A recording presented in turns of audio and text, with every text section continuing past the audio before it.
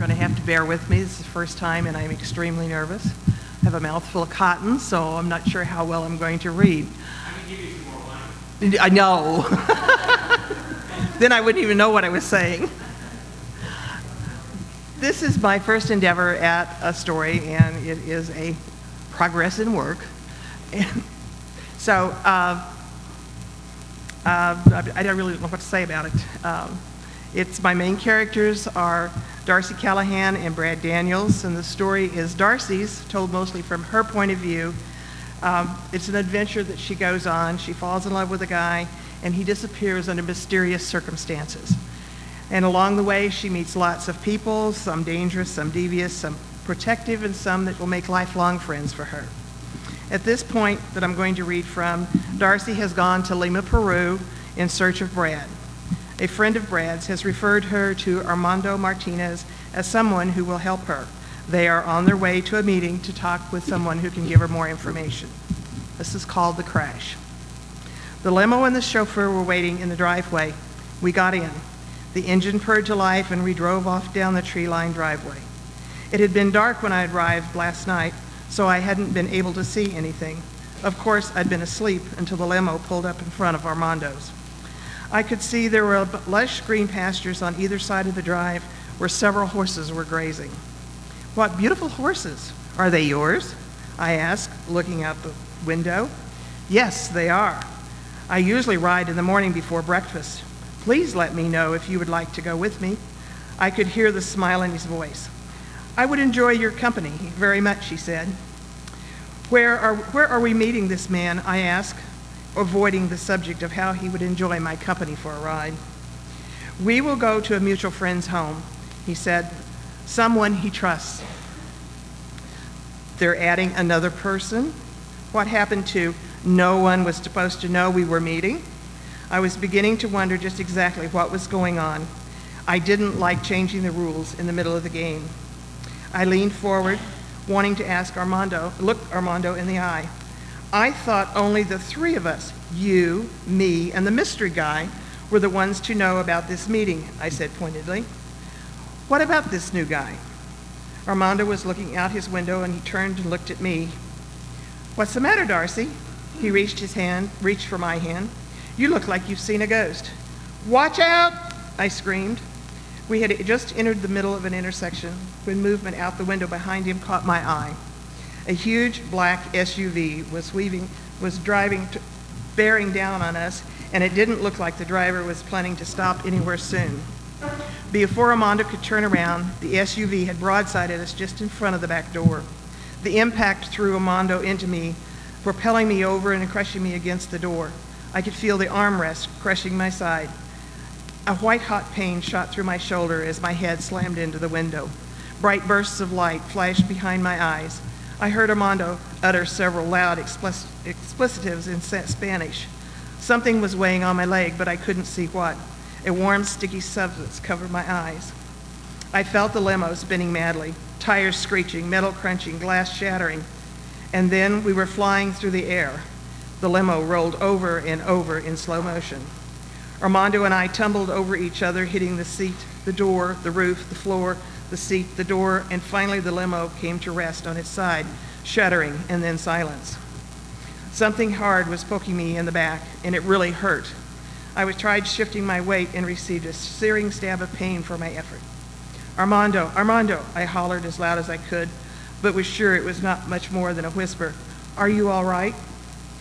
I heard nothing but a low moan. At least he was alive, but I didn't know how bad either of us were hurt. I didn't think I had any broken bones, but everything hurt beyond belief.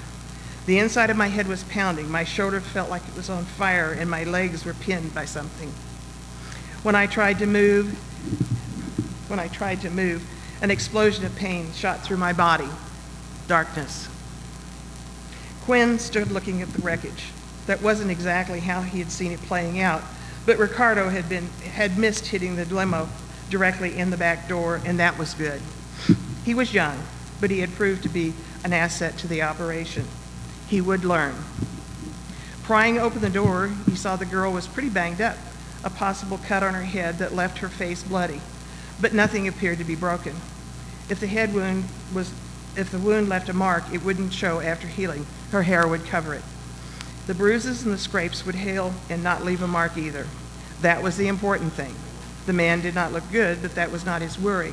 The authorities would take care of him. Carlos had directed Quinn to put together a plan to get the girl. Once he knew where she was staying with, it was easy to find someone willing to take a bribe to give him the information he needed. He had received a call telling him when they would be leaving and what road they would be taking. All he had to do was wait for them to enter the intersection he had chosen. I must have drifted in and out of consciousness. I had no sense of time. Vague images and weird sounds came and went. At one point, I was dimly aware something had been lifted off my legs. "Be careful with her. We can't afford damaged goods," the voice echoed far away. "At least there doesn't appear to be anything broken. The cut on her head will take a little longer, but the bruises and scrapes should heal in a few days. It won't put us behind schedule." "What about the guy?" Another voice emerged from the haze. "His condition is debatable, but he's not ours. Only the girl." I was being lifted. I screamed. Darkness enveloped me again. Quinn lifted her as gently as he could and carried her to the SUV. He laid her down, covered her with a blanket. They had to hurry. The authorities would be arriving soon.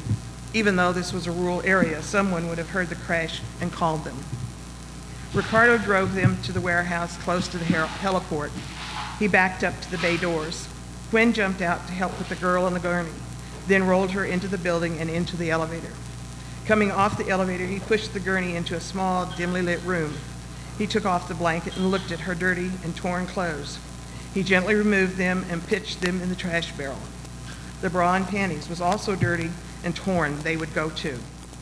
Quinn called for Ricardo to search through the boxes of clothes that had been selected for her to find a bra and panties. He wrinkled his nose as he sorted through the boxes. When Ricardo was looking through the boxes, Quinn had filled a basin with warm water and disinfectant to clean the girl. He gently washed her body, marveling in its perfection and the sensation his hands felt moving over it. It was like touching velvet. He washed the blood from her hair and bandaged the cut. It was small and the wound would heal quickly. He dried her off, slipped on the bra and panties, then covered her with a sheet before pushing the gurney down the hall to the waiting area. A bright light behind my eyelids brought me to the surface, but I couldn't find the command to open my eyes.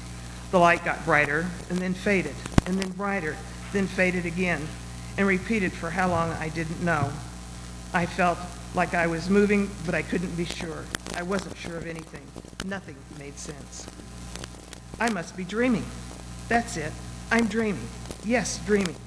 Crazy dreaming. I will wake up and all will be okay, and my mind spinning, drifting in and out. "Put her in here for now," the faraway voice said. "She'll be okay until the chopper arrives." Chopper? Am I going to be put in a food chopper? No, oh no, that can't be right. Oh, right, this is just a dream. I drifted again. "What did you do with Armando?" The voice cutting through the haze had a familiar ring to it. "Oh yes, that's Carlos. What's he doing in my dream?" "We left him for the authorities to take care of. He won't be a problem," another voice drifted in. Who won't be a problem, I wondered. Pain, unbearable pain entered my dream. I groaned and tried to shift my body. She's coming around. Take care of it." I thought that was Carlos again. I felt a sharp stab in my arm. Oblivion. Quinn had given her a shot of propofol. A whirring whoop, whoop, whoop sound broke through the darkness. I tried to open my eyes, but could only manage narrow slits. Everything was fuzzy. I tried to focus, forcing my eyes open farther. Blinking didn't help. I tried to move my hand up to rub my eyes, but it wouldn't move. I tried the other hand. It wouldn't move either. Were my arms tied down, or was I still dreaming? My head was pounding. Did I feel pain in dreams? I asked myself. You must, because I am. I closed my eyes. The pounding increased, and the crimson bolts flashed behind my eyes. I groaned in agony. She's coming out of it again. I told you to give her enough so we wouldn't have to mess with this until we reached San Lorenzo. That sounded like Carlos again, I thought. I didn't want to give her too much. You know what happens if anything happens to her, another voice said. Let's get a move on. The chopper's waiting. I was dreaming, drifting again. This time I was floating on a cloud with the angels pushing my cloud. They were pushing my cloud toward a big black dragonfly, its mouth gaping open and its wings spinning wildly. I had to get off my cloud before the dragonfly swallowed me. The angels held me on the cloud. I had to get off my cloud. I fought the angels. Hold her down, one angel shouted. Another stabbed in my arm. I drifted again. The dragonfly turned into a butterfly. I felt good.